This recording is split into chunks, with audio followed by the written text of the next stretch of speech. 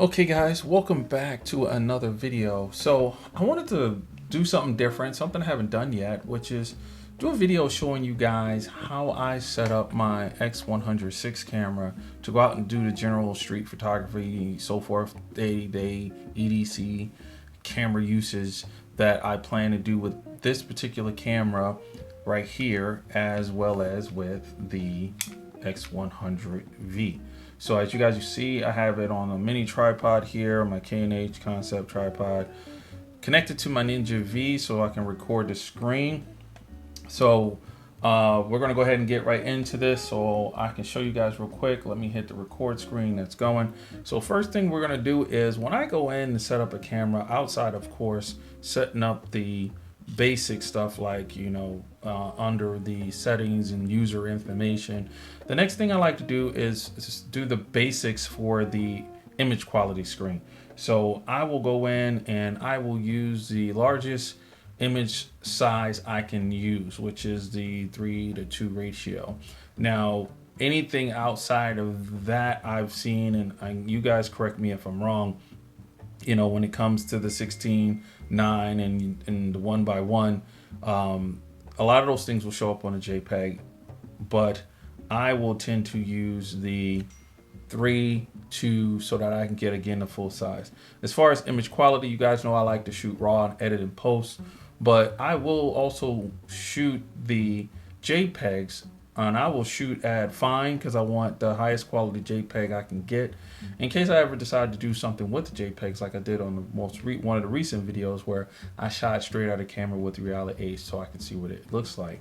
And it was fun, and it made for a lot less editing time for sure. I shoot uncompressed because I want to capture all the data. Data can be quite, or storage can be quite cheap, and you put a big enough card in there like I have with the 128 and type of shooting that I do, I don't really care for a compressed file. It doesn't matter to me because I'm not shooting that many images. If I was doing a wedding, I still don't know if I feel the same because again, these days with CFS Express cards, you can get a lot of information. So on a card and not have to worry about that. So I leave mine as uncompressed. I shoot JPEG, again, for the same reason. I want as much data as possible based on what I see for HEIF. HEIF is basically the same data on the JPEG, but somehow they work their magic to compress the file so it's not as big as of a file. Again, memory is not an issue for me or concern, so I leave it on JPEG. And then when I go to the film sims, when I'm just getting set up, I'll use the film sim that pretty much hits my fancy at the time. And of course, the last time I shot with this, it was on Reality Ace, and it's been on that. Because I'm not in a program custom setting, you see that the monochrome is off. You'll see that a lot of the effects are off because I'm not in a custom setting. I like to use my white balance as auto, so I will keep it on that even though it keeps changing. I have to figure out why it does that because I don't really particularly care too much about the other auto white balance settings, white priority or ambience, or ambiance, however you want to say that. I like to leave it on the normal auto and go with it. Same thing when it comes to dynamic range. I will leave it on auto, let the camera decide based on the scene. The lower the dynamic range means, of course, the more your highlights are out there and your shadows are not as crisp or dark. But as you go to the 100 to 200 and the 400%, it'll bring some of that dynamic range back in your highlighted areas, and it'll darken your shadow and your blacks too. I do not use dynamic range priority, and as you can see, because I haven't really put this in a custom setting yet, it does not have anything set up for the tone curve, the color, the sharpness, the high ISO, noise reduction, or the clarity. So let's do this. Let me go to the Q menu, and I do have one set up, which is my Noir, and we'll click that, go back into the menu, and now what you'll see is those things set up. So when I'm using my Noir setting, which I used a basic black and white film sim setting off of Fujifilm Weekly, which is a wonderful site. Highly suggest you guys go there to see all the different film sims, see what you want to play with, and adjust them as you need, which is what I did with this one. You guys can see again the first part of the menu, I don't change, right? Which is everything from the image quality down to the selection of JPEG versus HEIF. Because it's black and white, like acros, and left it there. I don't touch my monochrome color. I don't want here to really add a kind of a color hue to my monochrome. I want it dead in the center. I do like a little grain, but I don't want it big. So I've used the small, and let me get this somewhere where you can see it. There we go. I've used the small, or I should say strong and small. I like grain. I want to see the grain. So let me see if I can put my screen to sleep here so we have a better background. There we go. And that's what I choose to do there. I like my chrome effect to be strong when it comes to my images. When I'm using my fill sims, I tend to go strong on that chrome effect, but I don't like the chrome blue effect, so I leave that off. I want the skin, I do capture a person when I'm shooting black and white, I want all that detail, the grit, all of it. Because as you see, when we move down, I have my sharpness on 3. So I like to really see those lines and see those crisp definitions in my images. As I said, I will leave my white balance on auto. I do choose to use dynamic range 200 in this because I want it kind of in the middle of pulling those highlights back and darkening the shadows some, because I want to take control over darkening them a little more when it comes to the tone curve. I have my highlights -2 because I want to bring those highlights back in as much as possible, because I will shoot high key in this, and I will really boost those shadows up. When it comes to my sharpness, as I said, is 3. I don't like any ISO or any type of noise reduction. I leave it at 0. I don't want to reduce any noise.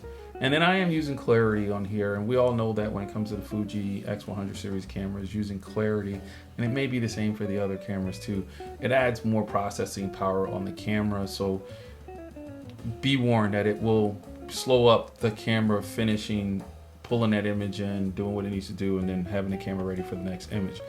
Again, I don't like to use any type of noise reduction. I prefer Adobe RGB in case I ever want to print.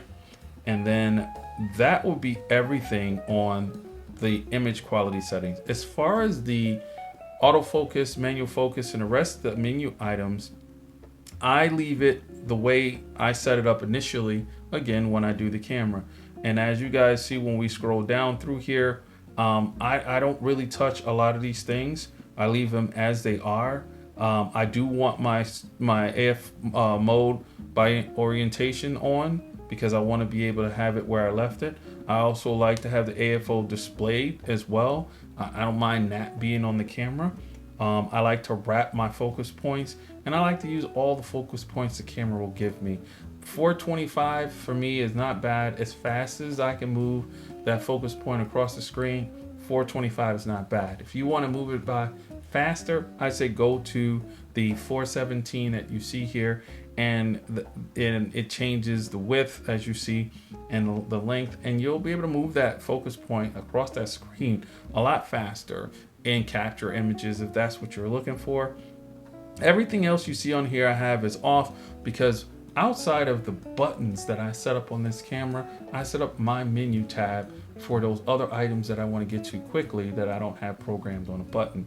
So on the initial setup, I will leave these blank. I'll go to my focus assist. I like focus peaking, and I like the high blue. I don't like the red, because 9 times out of 10, something's red in the image, and I don't want to confuse that with a peaking. I like the blue, and that shows up nicely.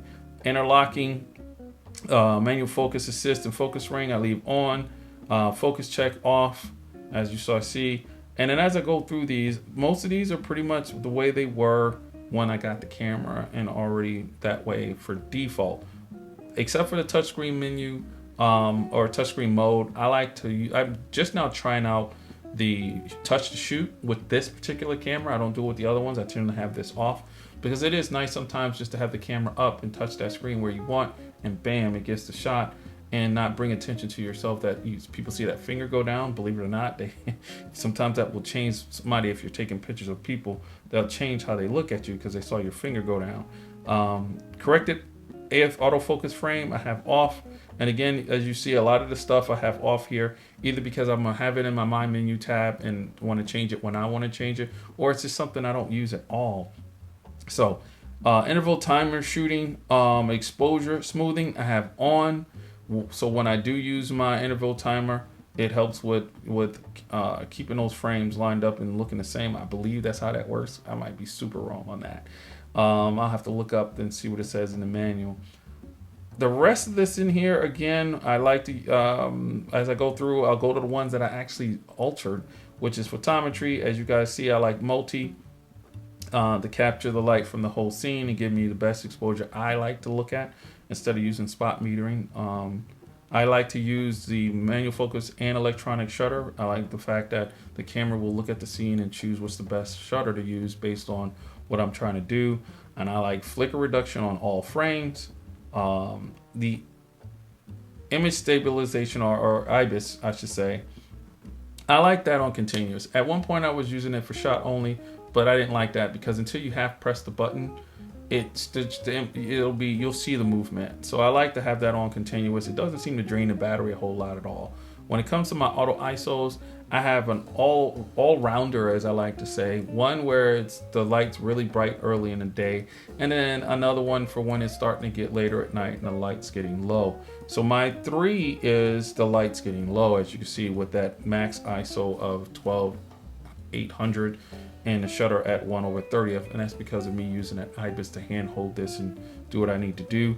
Then we have the my all-arounder is the number 1. Number 2 is my, hey, it's bright, it's early, I got a lot of light. My shutter speed, although at 1/125th, I think I can raise that to 1/500, and it'd be good because when I've used it, I still had to raise the ISO.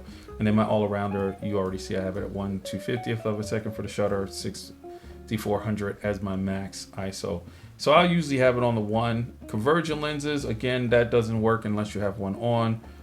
So I don't even mess with that. Teleconverter, the digital teleconverter, I usually have it off because I have my ring set up on the front of the camera as I turn it to go from the 50 to 70 on a teleconverter. And then same thing with the ND filter, I use a button setup for that. So that's everything there. So where would I go next? What I would do next is, and we're going to use a cheat and hold down the display back button to bring up the function commands. This is where I go next to set my camera up to be able to use it to do my street photography, general photography like I want with my X100 series cameras. New, of course, is the Bluetooth. I don't do anything with that other than whether I want it on and off. Generally, it's off. On this particular camera, the 6, have set up the top button for my record. Something I'm hoping that they'll do with a program, a firmware update, I should say, for the V to allow me to do that. Because the cool thing about when you set up your recording initially, like I do, I set it up for 30 frames per second, 4K, and I'll show you that screen real quick once we get through this. When I hit this record button on the top, I will be able to adjust my exposure to get the exposure right, and there I'm gone. And then once I hit that button back, I'm shooting again. I didn't have to come out of photo mode, go into video mode using the drive button, and then set everything up with the right shutter speed and exposure and the f-stop I want, and then turn on eye autofocus if I want or not, and then start recording. This is super quick, it's super fast. So far it's working nicely, and hey, I highly recommend you guys try that out. As you can see, I have the button with the in front of the lever. Then the front of the camera is my face detect off and on. White balance, I use now the touch swipe functions. I don't use that much. I generally will put that stuff also in my menu if I want to be able to change it there. Okay, so we had a little bit of a battery drain on the Ninja V. I should have checked that, sorry guys. But as we get back into this, once I'm done there, I generally use the function swipes, if you will, when I want to use them. I don't use them too often because I don't want to mess with anything on the screen. As you guys see, I will tend to put that stuff also in my menu for the stuff that I want to change in my menu and have access at it from there. As I scroll down and get past that, my auto lock, auto exposure, and autofocus lock button, I actually have changed that to my autofocus subject detection. I have whatever I have it set for in that menu. Right now I have it set for birds. It will turn that on and I'll be able to track birds with the telezoom or whatever, right? So that's how I have that set up, and it's come in handy. I've used the rear dial to stay the same. I want it to be my punch in so I can see if I have critical focus when I need to. I've allowed the lever on the front to also stay the same. I want it to be my ND filter so that I can use that. And then of course my Q menu is my Q menu. Now I will use also the Q menu to set up certain functions too that I want quick access to that I didn't have space on my mind menu, or maybe I don't want them on the mind menu. I'd rather have them under the Q menu if it's something that could be put on the Q menu. So from there, we're gonna go into the menu again and go to my menu, because that's the next thing I set up when I'm ready to, of course, get this ready to go shoot. And as you guys see, I put a number of things into my menu so I can get quick access to my auto ISO settings, my shutter, the timers, the AF illuminator. If I ever do need to use that, it's there. I do have the eye autofocus and the subject detection in there as well. And the key thing about those two being into my menu, I can actually choose which one I want it to be for the subject detection, just like I can choose more stuff when it comes to the eye autofocus. So that's there. I also have my flicker reduction in there, and as you see, I have it set for all frames. Long exposure, if I ever did need to put it on for any reason. My auto focus custom settings, along with the preview. Now the preview is important to get to quickly because there's times I might decide to put the flash, an external flash on this, and I need to take the preview off so that I can see what I really need to see the camera showing me, so that I'm making sure my ambient light and everything is the way I need it to be. There's my touchscreen. There's a sports mode finder if I decide to put it in that. And there's my wireless communication. So there you go, guys. That's kind of where I'm at right now with the camera. So there you go, guys. That is everything as far as what I'm doing right now. The last thing I would do is I would go back into my custom settings, continue to work on the other 6. I have a standard, which will be number 1. I'll be setting that up next. And then I have some Ektachrome, Santa Color, which I got off of the Fuji Weekly site. And then I have to decide what I want to do, if I want a black and white portrait or not, since I have the Noir, or just a basic portrait one. So let me know how you guys set up your cameras. Let me know how you know, whether it's Fuji or not, you know, how do you set up your EDC camera, if you will, and get it ready for you to do your daily photography of everything going on in front of you. Like, comment, subscribe, keep the comments going, guys. Let me know what questions you have about all the Fuji gear I have, what you would like to see me do, and so forth. It's getting to that time of year where I'm gonna be out and about more because the weather's getting warmer, and I would love to be able to answer some questions for you guys with the gear I have out using it. So see you guys on the next video. I'm Warren. See you again. Enjoy the rest of your week.